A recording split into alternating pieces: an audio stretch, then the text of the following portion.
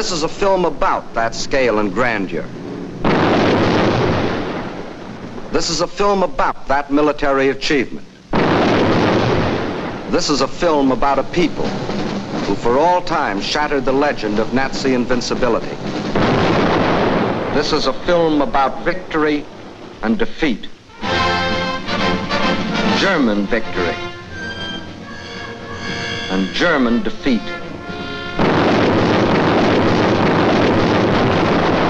This is the battle for Russia, a battle that has been going on for centuries, a battle that fills the pages of Russian history. 1242. The German Order of Teutonic Knights had invaded northeastern Russia and occupied the old city of Pskov.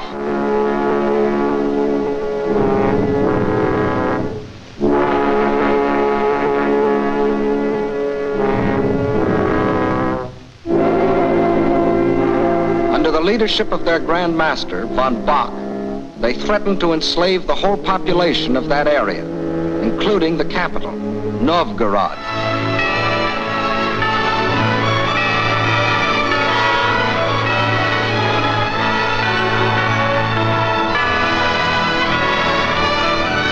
In their hour of peril, the Russian people turned for leadership to their prince, Alexander Nevsky.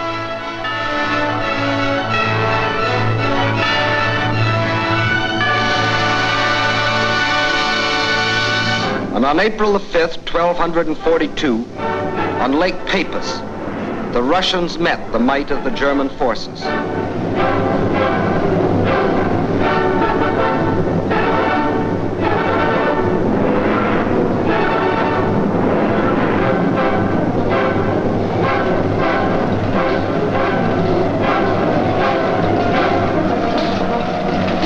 They weren't as well equipped or as well organized.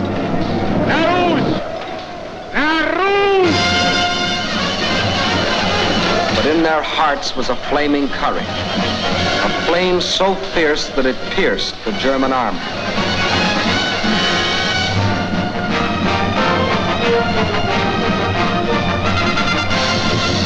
The victory they won fills a bright page of Russian history. 1704, and another conquering army marched across Russian land. This time under Charles XII of Sweden, and again the Russians fought for their country.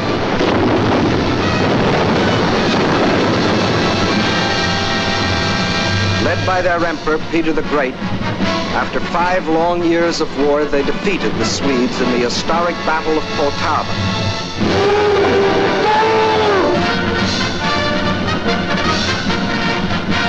The invading Swedish armies were crushed and forever driven out of Russia. 1812.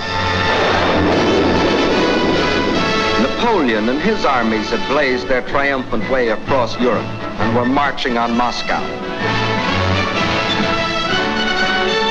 The conquering armies entered the city, but they entered a city in flames. Even in that day, Russian earth was scorched earth to an invader. And once again, the invader was forced to start the long march on the road back out of Russia. 1914, and another German army, this time under Kaiser Wilhelm, set out to conquer Russia.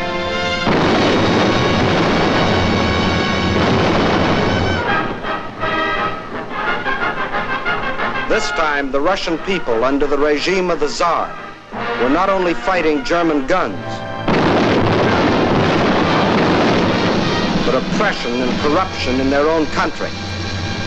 And only the ultimate collapse of Imperial Germany saved Russia from losing the Ukraine and the Crimea, which the Germans had occupied in 1918.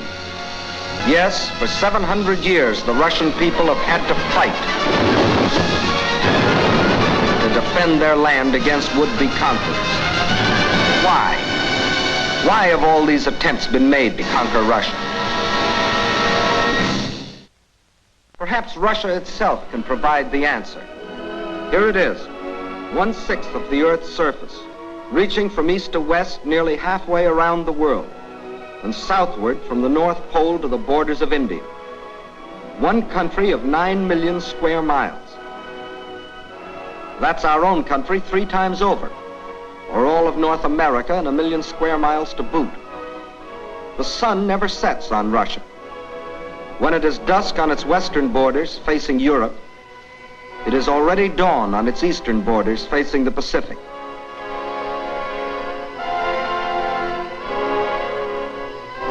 That's Russia, or to be correct, the Union of Soviet Socialist Republics. Deep in its mountains lie thick, rich veins of gold and silver. Below ground lie enormous deposits of copper, tin, manganese and nickel, chromium and radium, sulfur and magnesium. Russia is rich in raw materials. Her forests cover millions upon millions of acres. 1/4 of all the lumber reserve in the world belongs to Russia. And as for fuel, there's coal, ton upon ton. And more important, there's also oil. 213 million barrels a year of it. Black gold flowing from the earth that contains 55% of the world's oil. What else? Iron? Russia has better than 10 billion tons. That can make a lot of steel before it's done. Yes, Russia is rich. Her farms cover millions upon millions of acres. The rich black earth that besides giving forth oil and coal will also grow everything from sunflowers to lotus. The tea her people drink in such huge quantities, and the tobacco that they smoke. Cotton grows here too, 3,800,000 bales a year, and sugar. And on the pasture land, the animals grow fat for food and wool for clothing. While on the warm plains, the fields of grain stretch as far as the eye can reach. Corn, oats, hops, rye, and don't forget wheat, 1/3 of the world's best. Yes, Russia is very rich, for it has not only raw materials and the products of its soil. Russia is also people.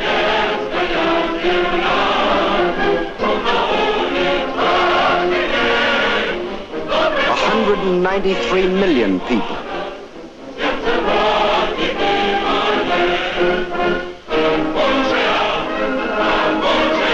People of every race, color, and creed. People coming from the many different republics that comprised the Soviet Union. People speaking more than 100 different languages, but all citizens of one country.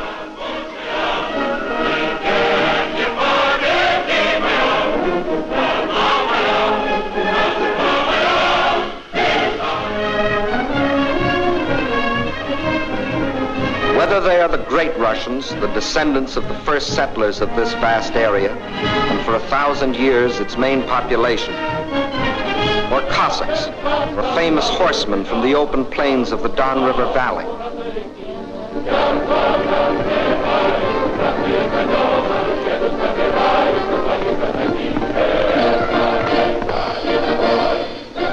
Whether they come from the Southwest, the Ukraine,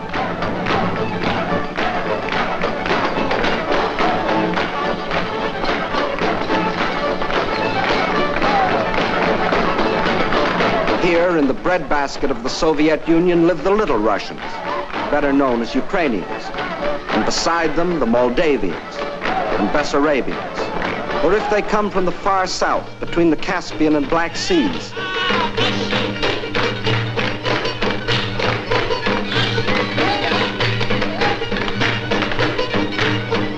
where we find the Armenians and the Georgians, the Ingush, the Cherkess, rugged as the high peaks of their native Caucasian mountains.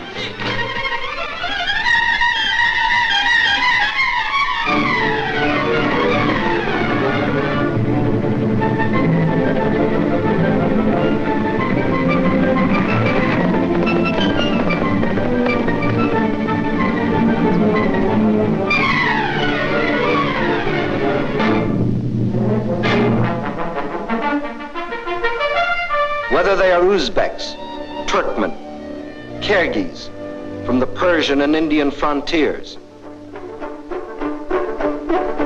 or Mongols,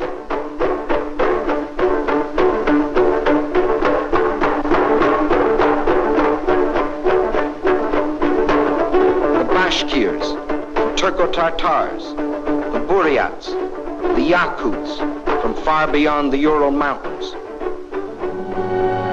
or the people of the ice country, hunters like the Zounds, or settlers like the Laplanders. Whether they come from the pioneering wilderness of the far north, or from a great city like their capital, Moscow, where the ancient buildings of an ancient civilization stand beside the modern structures of a modern civilization, where the old Russian droshka still competes with the modern limousine.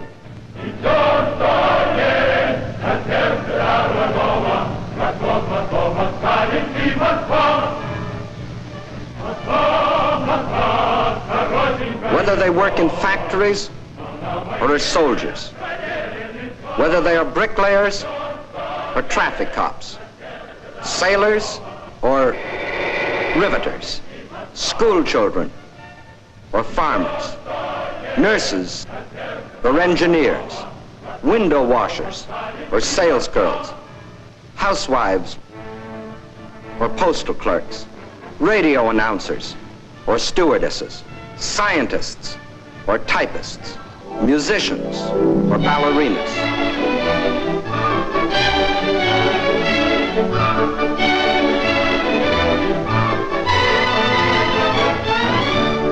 Regardless of what they do or where they live, they all have one thing in common: love of their soil.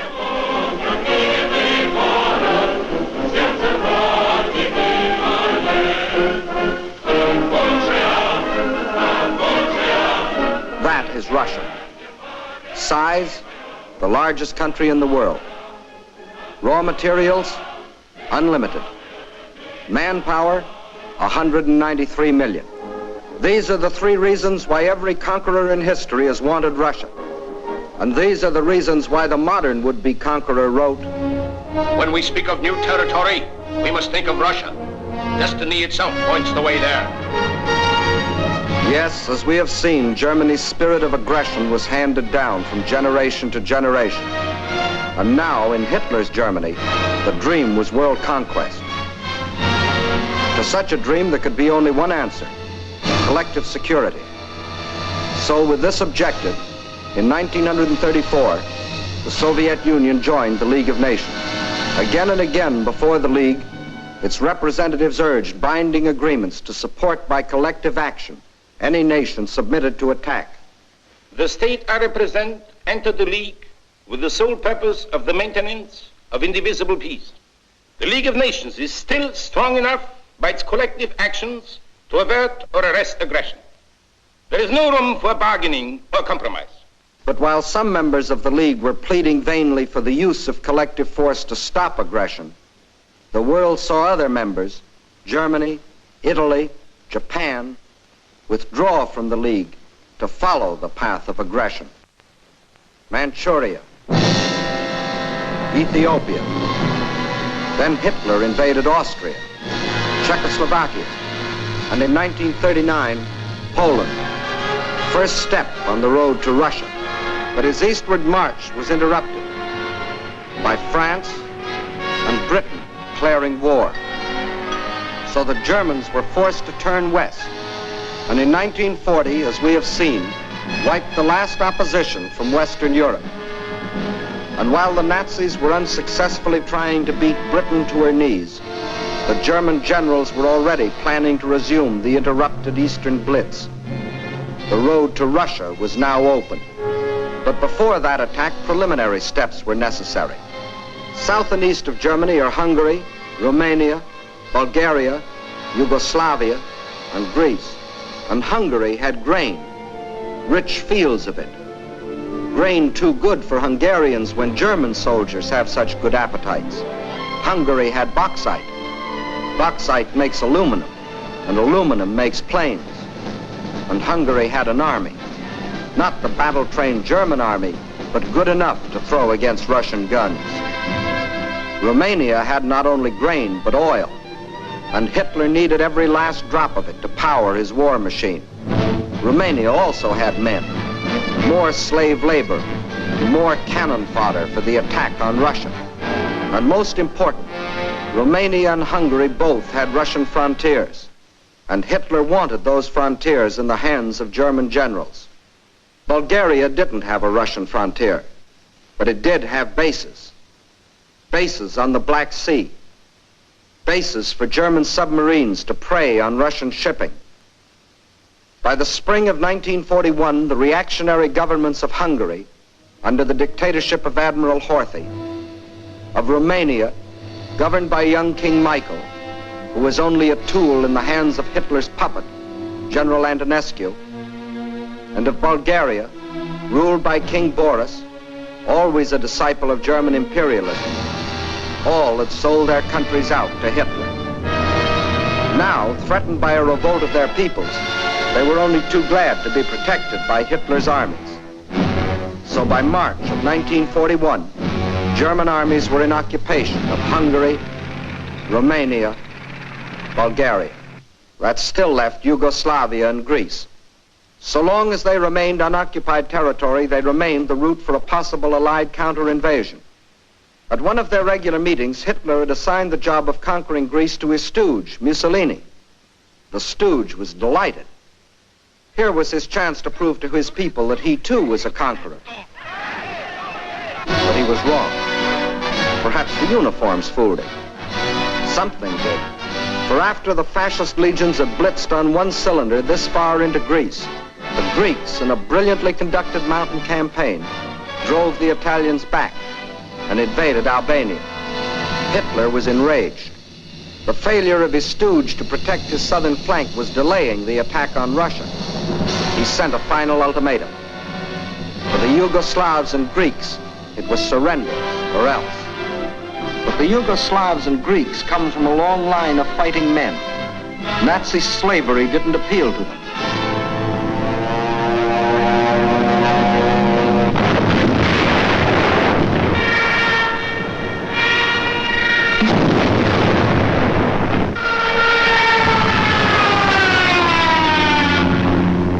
At dawn, on April 6th, German bombs told the Yugoslavians they were at war with Germany.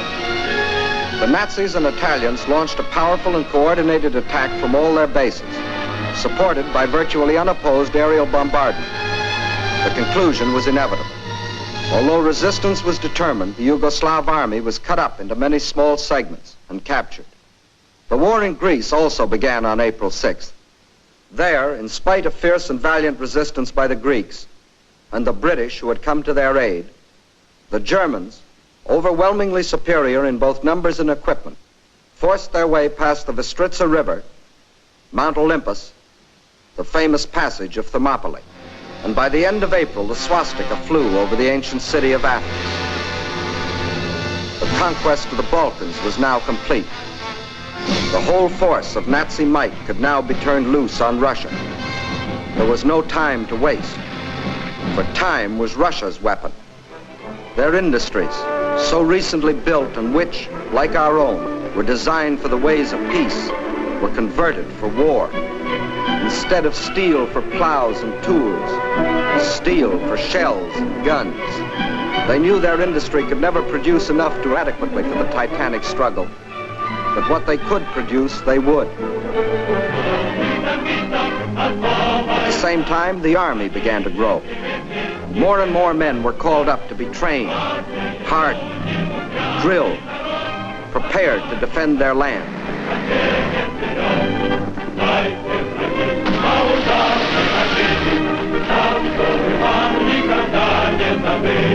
With the conquest of the Balkans, the Nazis had a solid front from the Black Sea to the Baltic, but the Russians had built themselves a buffer to take some of the steam out of the Nazi punch no matter where it landed.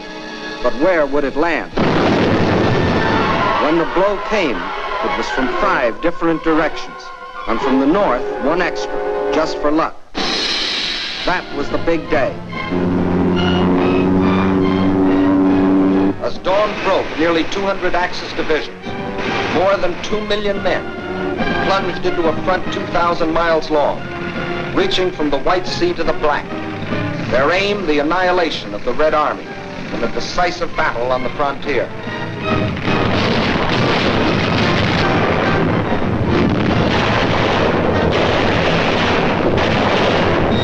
offensive started along the whole length of the front, but was concentrated on three main objectives: Leningrad, Moscow, and Kiev, the capital of the Ukraine. In the first 30 days, von Lieb's forces drove to within 125 miles of Leningrad, while the Finns under Mannerheim, supported by the Germans, began a drive from the north to encircle the city. In the center, von Bock's army plunged 480 miles into Soviet territory. One Russian city after the other was overrun by the invaders.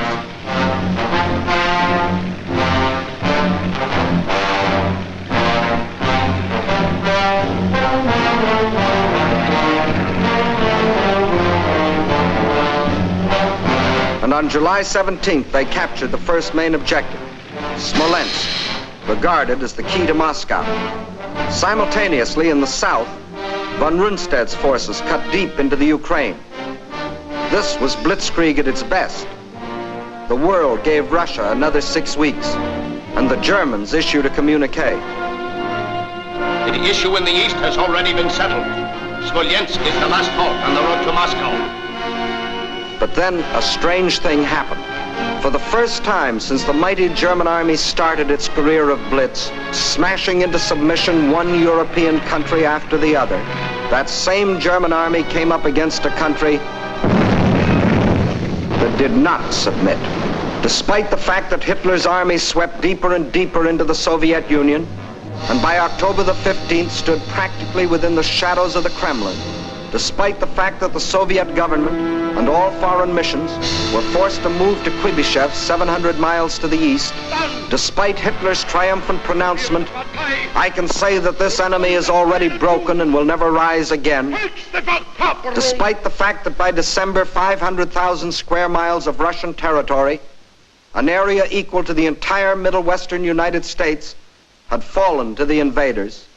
Yes, despite Russia's loss of her best agricultural areas, her most thoroughly developed industrial plants, millions of her people, thousands of her tanks and her planes, despite everything, those 6 weeks had lengthened into nearly 6 months, and the dread Nazi blitz had spluttered, stumbled, and finally died. What had happened here? Let's try to analyze it. First, in this titanic struggle, not only two armies, but two fighting methods and two strategies came face to face. The German strategy was based on the well-tried Keil and Kessel, or wedge and trap maneuver. One wedge would be driven deep into the enemy territory to hook up with another spearhead driven through to meet it. In the trap thus formed, the victim would be pocketed for annihilation. The German plan in every campaign was to seek a decisive battle at the moment of invasion. A single blow must destroy the enemy without regard for losses. A gigantic, all-destroying blow. Remember the campaigns you have already seen in these films. Poland, the Poles concentrated on their borders. The Blitz broke through. 18 days finished Poland. France, the Allied strength on the borders. The breakthrough at Sedan, and the issue of France was settled. The Balkans, the Yugoslavians rushed to the border. The breakthrough came, and in 12 days, Yugoslavia was gone. The Germans planned the same blitz against the Russians. But the Russians had developed their own strategy, one to take full advantage of the vast area of their land. The Russian strategy was a defense in depth, line after line, far back into the interior. And when the Nazi wedge struck, the first line would bend with it until it became part of the second. Again, the wedge would strike. Again, a segment would be lost. But again, the line would bend until it became part of the third. So the deeper the Germans plowed into Russian soil, the stronger their opposition, until finally they faced an unshatterable wall and were robbed of their chance to hit that all-destroying blow they had counted on. The result? The Germans conquered land and lost the campaign. For the Russian tactics kept the main bulk of their armies intact and made a long war inevitable instead of that quick decision the Germans sought. And the Russians had other tactics that threw the Germans for a loss. Germany had developed blitz warfare, mechanized warfare, armies on wheels, juggernauts to crush everything before them. But the Russians found a way to drag them out of their traveling fortresses. They used their cities as strongholds and made the blitz come to them down alleys.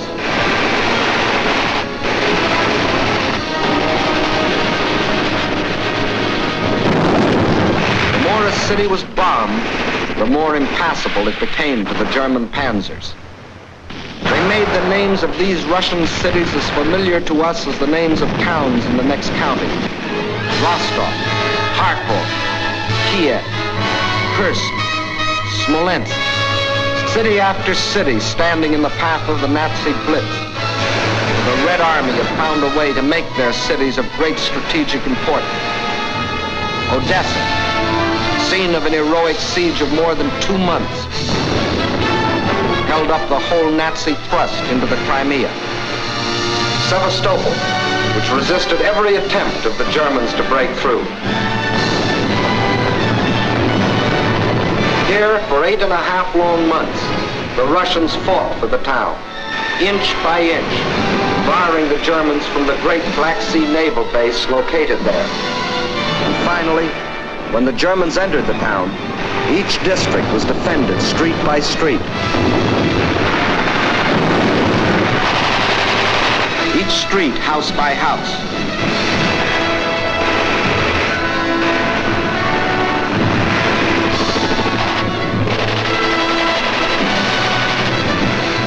Each house, room by room.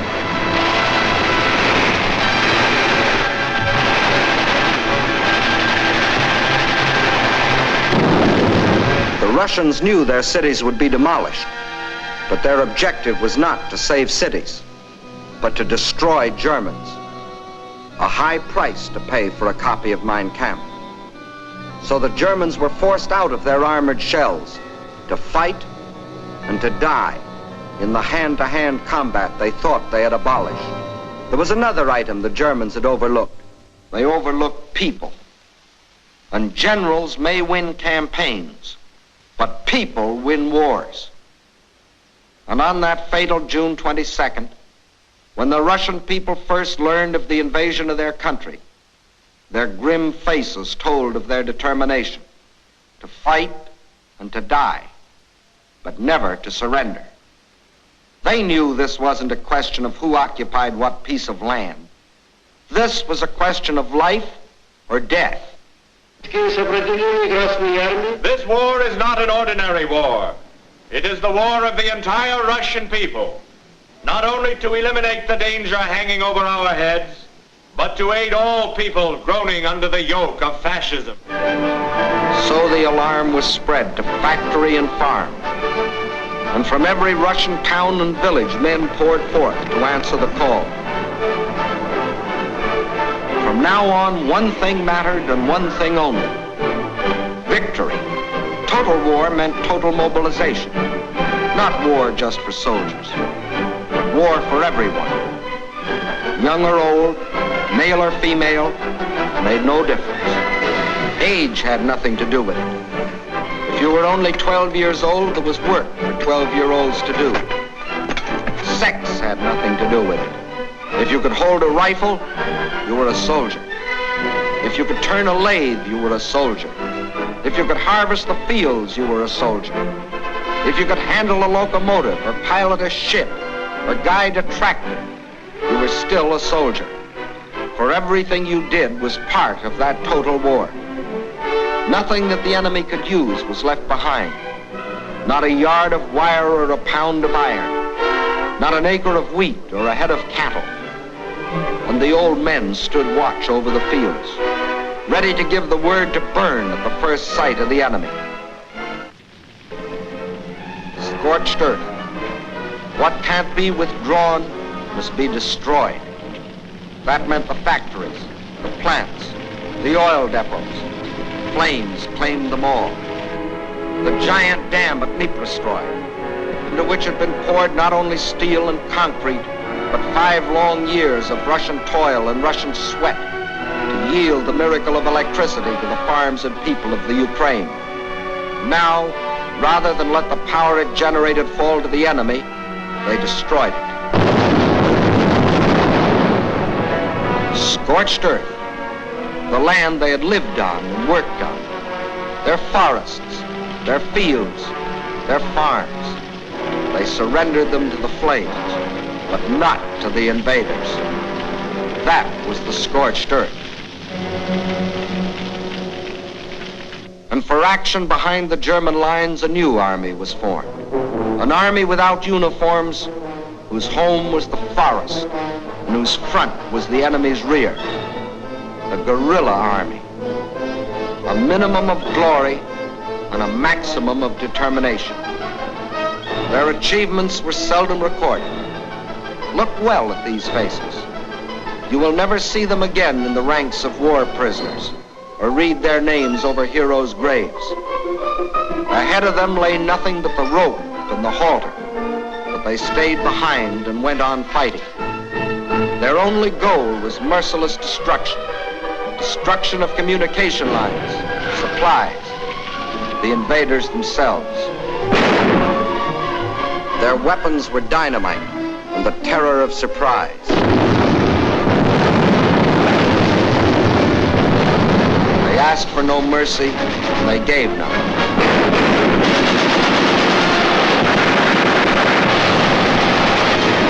This is the guerrilla army. This, the scorched earth. This, the Red Army. These, its leaders.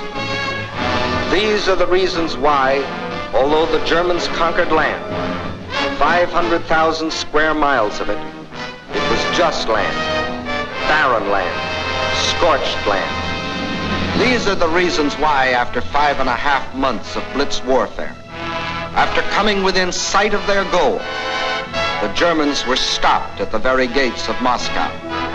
These are the reasons why, although Hitler had sworn that before December the swastika would fly from the Kremlin towers, December had come, but it wasn't the swastika that flew over the Russian capital. And it wasn't the Nazi conquerors who marched through the streets of the ancient city, but fresh reserves of the Red Army.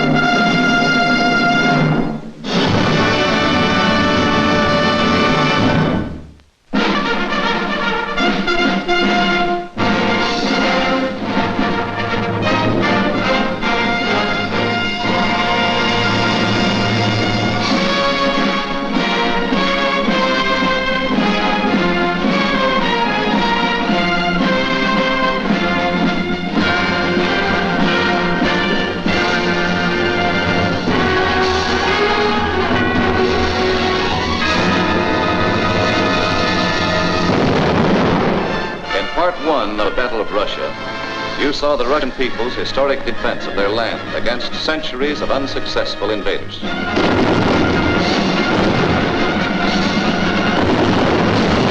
You also saw how after 5.5 months of Nazi blitz, the Russians stopped Hitler at the very gates of Moscow, and how, in spite of Hitler's prediction that by December of 1941, the swastika would fly over the Kremlin towers, December had come, but it wasn't the swastika that flew over the Russian capital, and it wasn't the Nazi conquerors who marched through the streets of the ancient city, but fresh reserves of the Red Army on their way to reinforce and relieve the front lines.